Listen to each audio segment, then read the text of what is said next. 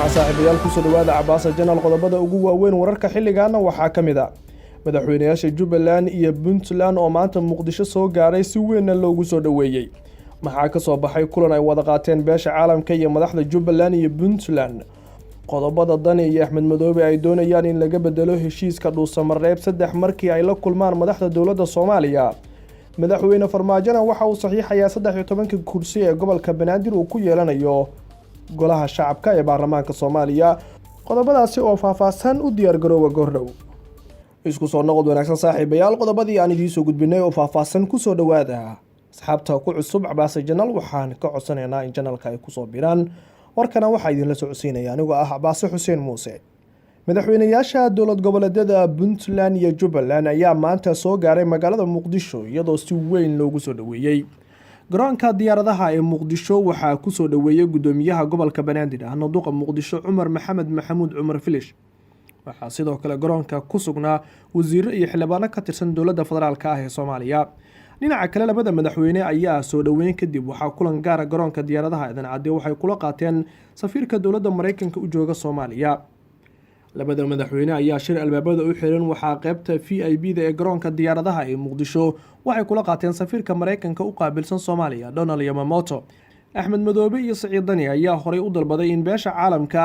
ay ku lug yeelato heshiiska ay la gaarayaan dowladda dhexe waxaana kulankan uu muujinayaa in safiirka uu damaanad qaad ka yahay wadahadallada dhex maraya labada madaxweyne ee Puntland iyo Jubbaland oo isku mowqif ah iyo madaxweynaha dowladda federaalka ah ee Soomaaliya Maxamed Cabdullaahi Farmaajo kulanka markii uu dhamaado ayaa la filayaa in Siciid Dani iyo Axmed Madoobe ay kulan gaar ah la qaataan madaxweyne Farmaajo halka la filayo inay ka soo baxaan qodobo ku saabsan heshiis loo dhan yahay oo ku saabsan doorashooyinka Soomaaliya warar soo baxaya ayaa sidoo kale sheegaya in Axmed Madoobe iyo Siciid Dani ay kulan la qaateen xubno ka mid ah beesha caalamka iyo labada madaxweyne ayaa ka wada hadlay arrimaha doorashooyinka iyo shirka Dhuusamareeb 3 waxaa kale oo isla soo hadal qaadeen arrimaha ku saabsan wadahadallada ay la gelayaan madaxweynaha Soomaaliya Maxamed Cabdullaahi Farmaajo ee la doonayo in lagu soo afjaro xiisadda dhinaca siyaasadda sida ay xaqiijiyeen ila wareegyo lagu kalsoon yahay Axmed Madoobe iyo Dani oo aan qayb ka ahayn shirkii Dhuusamareeb 3 ayaa ka soo horjeestay qodobo ka mid ah heshiiskii lagu gaaray magaaladaasi kaas oo lagu go'aamiyay nooca doorasho ee dalka ka dhacaysa 2020-2021 shirka u dhaxeeya madaxweynaha Soomaaliya iyo madaxweynayaasha Jubbaland iyo Puntland oo dhinaca ayaa waxa ujeedadiisu ay tahay in xal midaysan la gaaro si kastaba ha ahaatee beesha caalamka ayaa cadaadis xooggan saartay madaxda Jubbaland iyo Puntland taasi oo keentay inay aqbalaan in caasimadda Soomaaliya ee Muqdisho ay yimaadaan isla wararka arrimaha madaxweynayaasha Jubbaland iyo Puntland ayaanu ku guda jirnaayay oo maanta Muqdisho soo gaaray waxaa soo baxaya qodobo Axmed Madoobe iyo Dani ay doonayaan in laga bedelo shirkii lagu gaaray ama heshiiskii lagu gaaray Dhuusamareeb waxaa la sheegayaa in labada madaxweyne ay ku dhawaad 10 qodob ay diidan yihiin balse ay 3 ugu muhiimsan tahay waxaana ay doonayaan in si gaar ah ay ula heshiiyaan madaxweynaha Soomaaliya Maxamed Cabdullaahi Farmaajo si qodobadaas ay ka cabanayaan wax looga bedelo Axmed Madoobe iyo Dani ayaa waxa ay dood ka qabaan qodobada ka mid ah xildhibaanada arrimaha ku saabsan kuraasta golaha shacabka ee la sheegay inay soo dooranayaan 301 ergo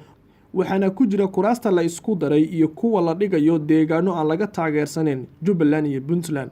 waxa kale oo ay doonayaan labada madaxweyne in madaxweyne Farmaajo uu ogolaado in go'aanka ugu dambeeya heshiiska ay wada gaaraan aysan shaqo ku yeelan golaha shacabka taas beddelkeedna ay doonayaan in heshiis walba oo ay la gaaraan Farmaajo in aysan door ku yeelan golaha shacabka maadaama madaxweynuhu hore u sheegay in heshiis walba uu la soo gaaro madaxda dowlad goboleedyada uu dib ugu soo celin doono baarlamaanka Soomaaliya ugu dambeyntii waxaa jira qodob xasaasi ah oo ku saabsan cidda maamulaysa doorashada soo socota ha yeeshee heshiiskii Dhuusamareeb wajigiisa 3 waxaa ku qorneed in guddiga doorashooyinka ay maamulayaan waxaase arrintaasi ganuunac ka qaba madaxweynayaasha Puntland iyo Jubbaland waxaana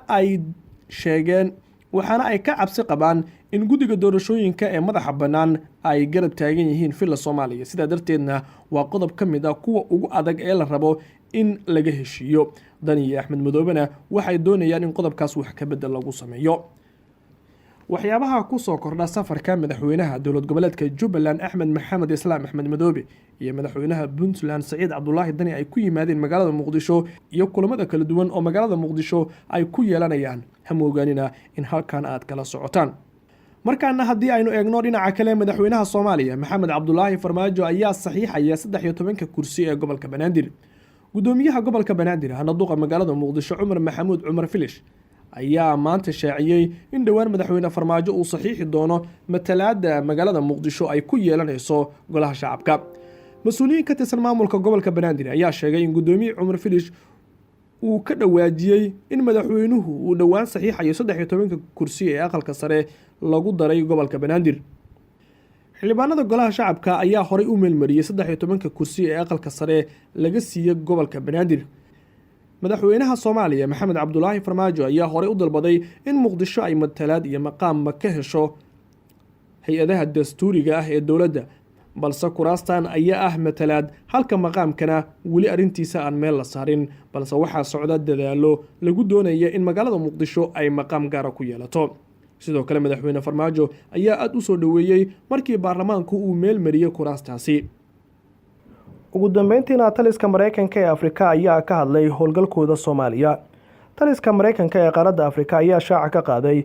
in sanadkan 2020 uu Soomaaliya ka fuliyay 46 duqeymo oo cirka ah oo lagu tilmaameysaday xogaga Al-Shabaab iyo Daacish faraceeda Soomaaliya. agaasimaha arrimaha bulshada ee taliska militariga ee Mareykanka ee Afrika ayaa sheegay inay sii wadi doonaan tababarada ciidamada Soomaaliya ay ku taageerayaan. sidoo kalena talisku waxa uu sheegay in duqeymaha dhanka cirka ah oo Al-Shabaab iyo Daacish ay la beegsanayaan ay ka sii wadi doonaan Soomaaliya inta laga adkaanayo dagaalamayaasha Al-Shabaab. hadalka taliska Mareykanka ayaa ku soo aadaya xilli hay'adaha u dooda xuquuqda aadanaha ay dowladda Mareykanka ku eedeynayaan in duqeymo ay ka fulisay Soomaaliya ay ku dishay dad rayida, walow Mareykanka warkaasi uu been abuur ku tilmaamay. daawadayaal intaas ayaan ku soo gabagabeynayaa qodobadii ugu waaweynaa wararka xilligan. waad ku mahadsantihiin daawashada iyo la socodka warkan. ama ogaanina saaxiibada nagu cusub in channelka aad ku soo biirtaan, iyadoo kuwii hore noola joogan aan aad ugu mahad celinayo. waxaana ka codsanayaa in channelka ay sii faafiyaan wararkiisa, inagoo markaa halkan kusoo gudbin doona wararka ugu waaweyn ee gudaha iyo dibadda ka jira maalin walba.